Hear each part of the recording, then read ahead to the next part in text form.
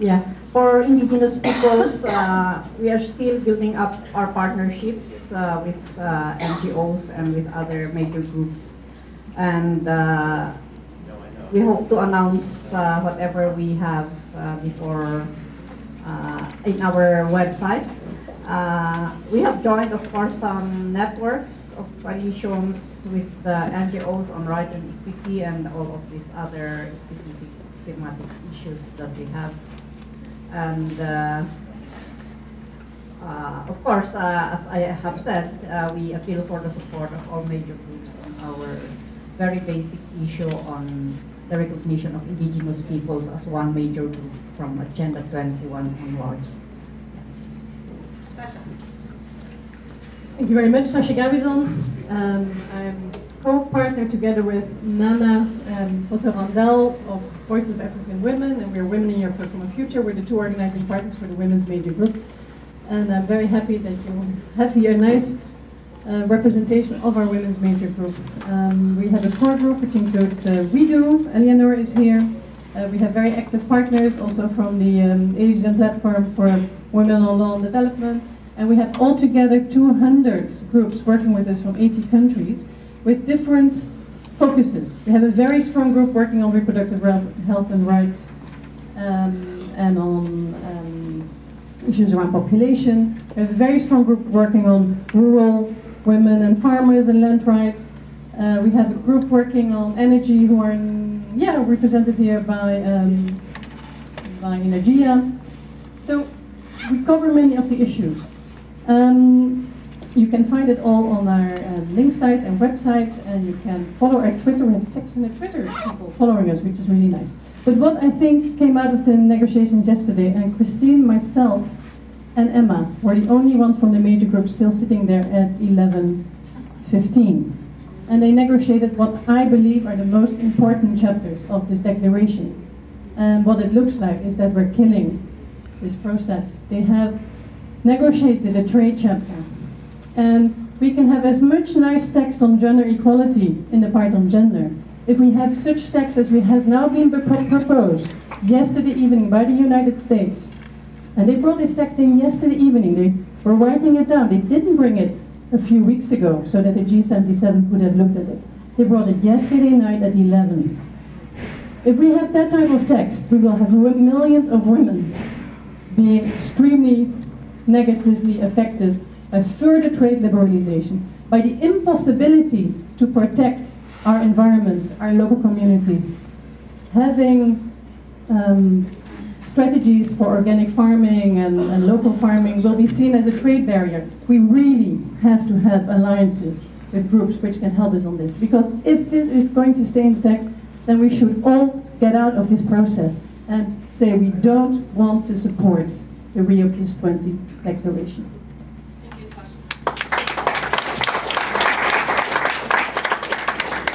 Yes, well, from the point of view of the scientific and technological community, I think that the issue of indicators is something that we could really work together with several of you. So we would be very willing to discuss this. Also, to explain further what we mean by the new mechanism for international cooperation and the new pact between society and science.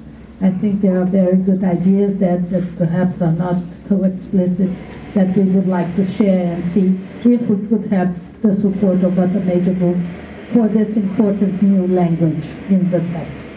And finally, I think that regarding the women's group, I think everything to do with women empowerment is something that we look very much in a very positive light, because I think this is very important within the scientific community and technological community. So again, we would be, thank you. For the major group of children and youth, we have one point that we really want to work with everybody. We understand that the NGOs have a specialized group on SDGs, and as the major group of children and youth, we have our own list of SDGs that we came up with because we strongly support SDGs as an outcome of Rio+20. And they're structured with broad goals, a few targets per goal, addressing the different aspects of the critical issues mentioned in Section 5, and then indicators to measure progress towards these targets. So we'll be very happy to share our work and also to feed into discussions for SDGs. As Shasha just mentioned that a new proposal on trade in the proposal, I'm really now it's really the need for us to come together, and the concept, the food sovereignty should need to be stressed more, because if the local production and organic food and community food production is going to be undermined, it's mean that the billions of the farmers of the world are going to kill, and they are going to suffer. So we really need to emphasize, and the future course of action should be, we would like to get in touch with others and get help, and we can more stress on concept of food sovereignty, so that the communities of the world can save their food and save their seed, and we can resist the corporate kind of proposals like trade proposal by the United States.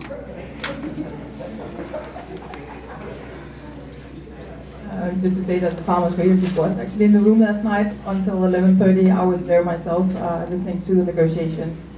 I will not focus on that. I will more focus on how the Farmers Major Group works and how to create alliances. For the Farmers Major Group, we have organized it in a way where we have farmers and organizations representing farmers in the group, and then we also have Friends of Farmers, which are NGOs and organizations working with farmers and on agricultural issues that are part of the Farmers Major Group and provide input and engage in our discussions.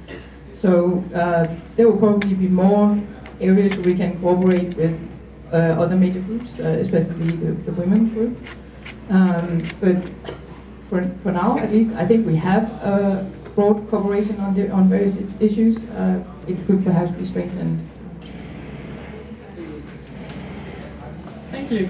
Yeah, I think this is really useful to find out more about what the others are doing and what we can maybe do together. So in terms of policy issues, I think there's a lot really. I think women and youth, we can all support and all realize that those are groups that matter. In terms of more precise things, as local authority major groups, certainly with science, planetary boundaries and beyond GDP is something we're interested in. We already mentioned with the indigenous peoples, to keep indigenous peoples and local communities separate and not start always linking those. And I think food security, which the farmers have raised, is also very important. People need to eat in cities. Urban agriculture is an up-and-coming thing, so I think that's also something where linkages are possible. And among the NGO clusters, there is actually a cluster on sustainable cities, which is facilitated by Kirsten Miller of EcoCity Builders. She's unfortunately not here today because she had to leave New York yesterday, but we've been exchanging with her, so there's direct interaction there, and the suggested amendments for the zero draft of that cluster and of the local authority major group were actually coordinated and were quite similar. And so maybe that is something also that many of you in the room, if are interested in that topic, can get on board with. Thanks. We from the workers and trade union side, I think we are really willing to work on any alliance that has to be with transformative change, with real change at Rio+20. So as I said, we are very upset about the lack of ambition of the negotiations, and of course, if there are crucial issues that are not helping sustainability to move forward, like trade issues, finance issues, the lack of a right-based approach, we will be willing to work with, with all major groups in that issues. I think we have been doing some of. We are a little bit understaffed. But we have been doing that with others, and I think it is the time to build alliance on putting together like specific concrete outcomes and not blah blah blah, ensuring also, and blocking structural barriers like finance or trade or that we can find in the negotiations and that are going to block any advance towards sustainability. Thank you, Laura. May I just say something? Or you want to give the floor to the NGOs before I just wrap up? just real quick, in terms of the NGOs, I invite Linda Ellswick as an example of a coalition building effort.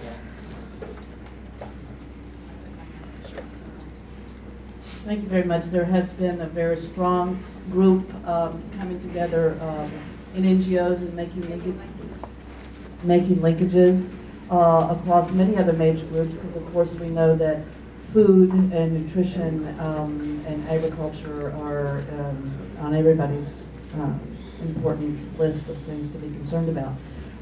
In our group, there has been some very helpful pre-meetings that we were able to build upon, and that was recommendations from a high-level roundtable on food and nutrition security and sustainable agriculture that was held the week before last. You notice that the word nutrition security is being included. That's one of our priorities, along with food. And so the title of this paper, which will be made available to all of us, Nourish Our People, Nurture Our Planet.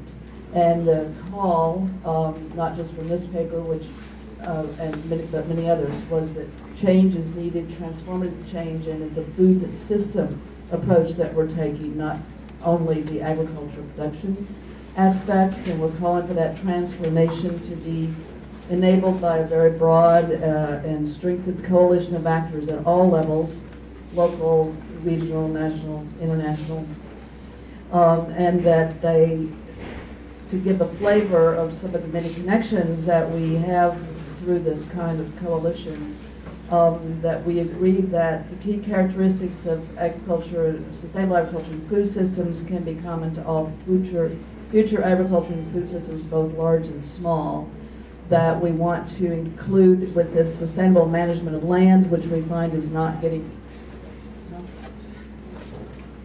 That's it? Oh, wrapping up very fast. Okay, we have some very top priorities that are in there. We'd like your help in forming coalitions around, and that is urban-rural linkages, the link to feeding cities and sustainable cities, making sure that that's connected to feeding and food systems, sustainable livestock production and animal welfare links. To that, I think this is a great learning opportunity because many of us don't realize the term animal welfare, how many connections that has to economic, social, cultural, diets, and livelihoods. And water.